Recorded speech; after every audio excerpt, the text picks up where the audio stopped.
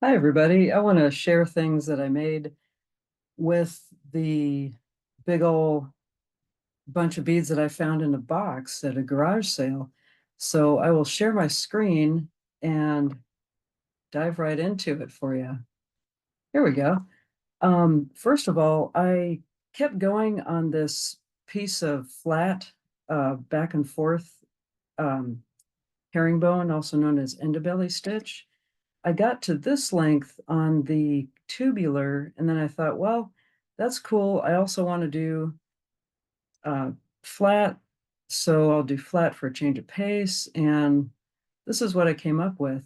At some point, I decided, oh, this is about the right length for a bracelet.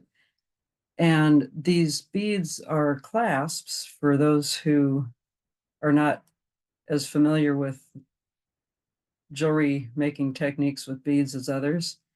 And that's how they come on and off. That's how they attach. Clasps are always a source of what ifsmanship with beads because first of all, to put on a beaded bracelet with one hand is often a hassle. And if it's not a hassle, it might be because the bracelet will fall off easily. So you have to, there are ways to deal with that. This is the simplest, uh, quick, easy way, non-technological way to make a clasp. And as you can see, it's a hassle it's a bit of a hassle to take on, to put on. To take off is not as difficult, but here we go. Okay, secured. What can I say? I want to go over a little bit. First of all, these beads were in this pile. So I think my rule of thumb for this pile is that I can only use things from this pile other than thread, needles, and beeswax. So I stuck to that instead of, there are wonderful clasps out there that are easy to put on, easy to take off, and very secure, such as, oh, if you're at all involved in any jewelry thing, you'll see them advertised. Um, but again, I wanted to stick with what I had in the random find. Also, with my random find, I wanted to basically demonstrate that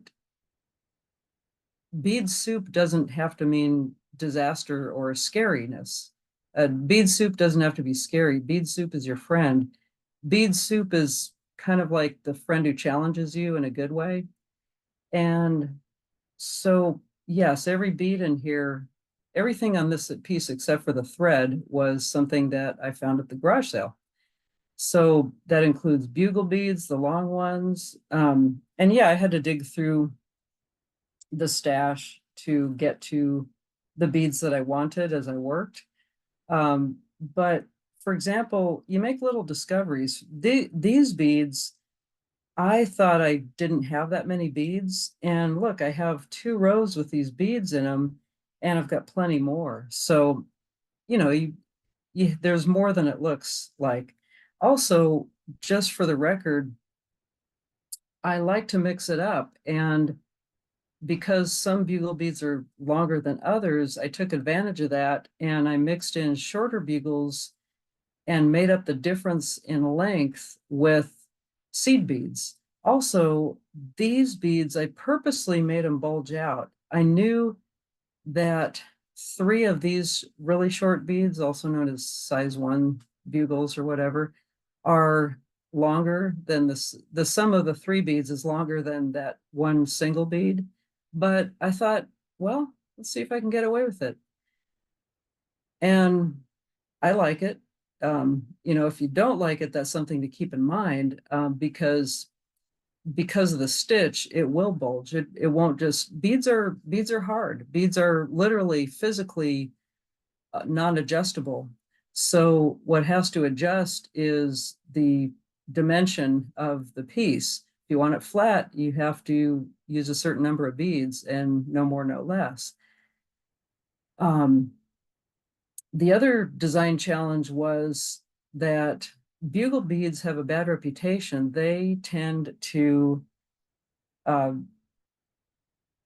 pierce, they tend to have sharp edges, and sometimes when you make things with bugle beads, that thing will break. And sure enough, I've only worn this a few times so far, but I'm going to keep wearing it to see if it holds up.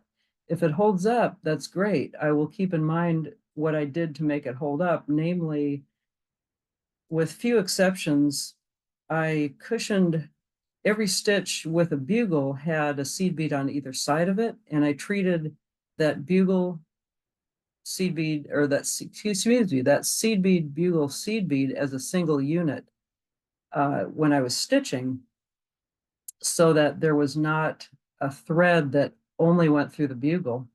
So again, I'll see whether that strategy worked. It may or may not. Again, out of all the jewelry, necklaces, brooches, etc.,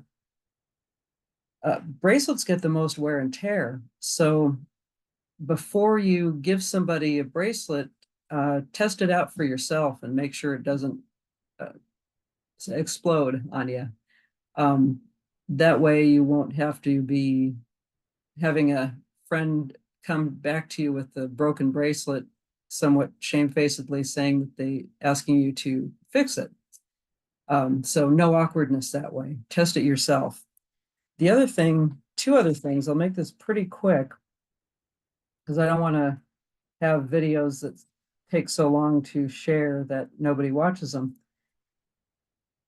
But I thought, okay, I've got to use every bead in this pile. And yes, these are plastic.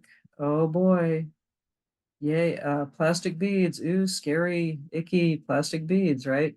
Well, I just thought I'm just going to make clusters of them and just screw around with it some other piece. I don't know. It might go somewhere, it might not, but that at least got them off the ground, so to speak. The other thing is where I left off in the last video, I was really having a problem figuring out how to make this thing.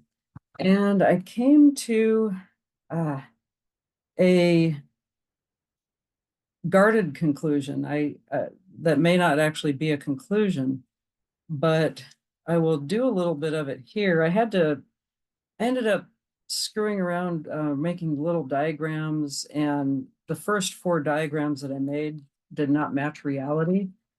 And the fifth one it finally did, but it was only after trying out things, backing off, and taking out a few stitches to see what happened. And I hope I have enough thread to show you this, but this is my tentative conclusion, my first go conclusion. Now, the reason why I don't think it's necessarily the end all be all solution to it is because it's so convoluted. I'm putting on 5 beads.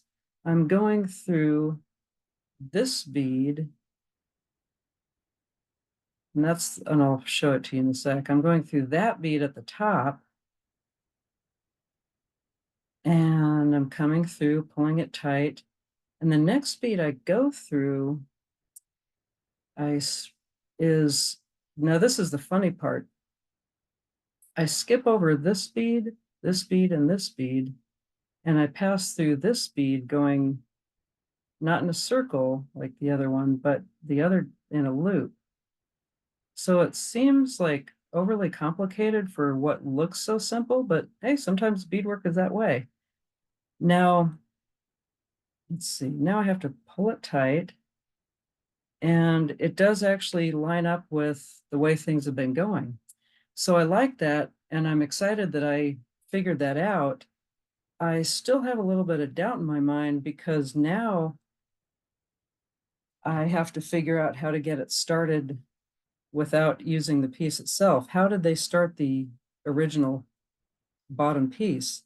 So I'll do that in the next video, and I'll show you what I come up with.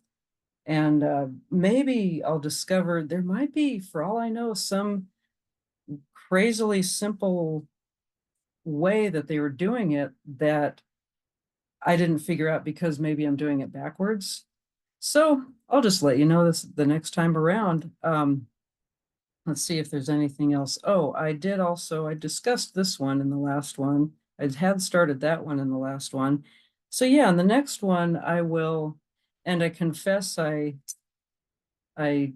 took the string out of the shell and fishbone and separated out those wonderful blue satin glass beads just because I could, because I got them at the garage sale and they're my beads now. So I just some things I tear apart and some things I plunder and some things I preserve.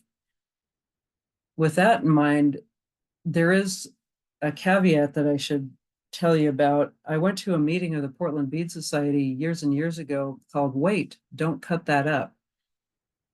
Look at the clasp and research the jewelry that you're so tempted to cut apart to make other jewelry with, because you could, well, like the author of the lecture discussed in the topic in the talk she gave, she said she cut up a necklace that had glass beads and plastic beads. Oh, plastic. Oh, you're right. Well, it turned out, yeah, she wanted the glass beads and she wanted to just ditch the plastic beads. Well, it turned out that she found out later the clasp read CET, standing for Coppola e Topo, which is a high-end designer jeweler of the 1960s, and she had cut up a $4,000 necklace. So, on that happy note, don't tear up anything I wouldn't tear up, at least not knowing, at least knowingly. So on that happy note, I'll see you next time and hope you enjoyed this. Oh, and because I'm putting this on YouTube, don't forget to hit the like button. Don't forget to subscribe, and please let me know your thoughts in the comments below. Thanks again. Bye.